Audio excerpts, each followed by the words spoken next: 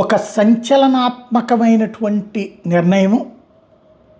కర్నూలులో పక్కన న్యాయవాదులు ఉద్యమం చేస్తున్నారని పొద్దునే మనం మాట్లాడుకున్నాం. ఏదైతే అక్కడి నుంచి లోకాయుక్త పౌర హక్కుల విభాగం వీటన్నిటిని తీసేయడానికి సంబంధించి ఇప్పుడు తాజాగా ఇందులో మరొక కొత్త మలుపు తిరిగింది.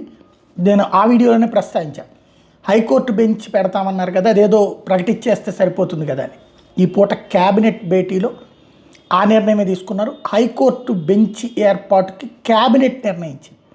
అంటే ఇప్పుడు ఈ క్యాబినెట్ తీర్మానం రేపు పొద్దున తర్వాతన నెక్స్ట్ ప్రొసీజర్ నడుస్తుంది. అది ఇక్కడ ఉన్నటువంటి హైకోర్టు చీఫ్ జస్టిస్తో మాట్లాడాల్సి ఉంటుంది ప్రభుత్వం. మాట్లాడిన తర్వాత వీళ్ళు ఓకే అన్న తర్వాతన కేంద్ర న్యాయశాఖకి పంపించడం. కేంద్ర న్యాయశాఖ సుప్రీంకోర్టుతో మాట్లాడుతుంది. సుప్రీంకోర్టు ఫాలోఅప్ చేస్తుంది. అంటే రాష్ట్ర ప్రభుత్వం అప్పట్లో జగన్ హైకోర్టే కర్నూలుకి తరలించాలన్నప్పుడు అతని వల్ల కాలేదు. ఈలోపు ఆ తీర్మానం వెనక్కి తీసుకోవడం ఇది. ఇప్పుడు ఈలోపు మేబీ అసెంబ్లీ ఈ సెషన్స్లోనే అది కూడా పెట్టేస్తారనుకుంటా, కర్నూలు హైకోర్టు బెంచ్ అన్నటువంటిది.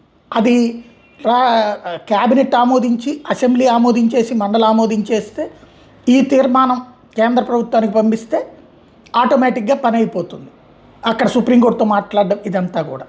అందులో ఎన్డీఏని కింద పైన అధికారంలో ఉంది కాబట్టి రాయలసీమ వాళ్ళకి ప్రాధాన్యం కాబట్టి అద్భుతమైనటువంటి ఆలోచన. ఈ విషయంలో వ్యూహాత్మకంగా వ్యవహరించి బాధ్యతాయుతంగా స్పందించినందుకు చంద్రబాబు గారిని అభినందించాలి.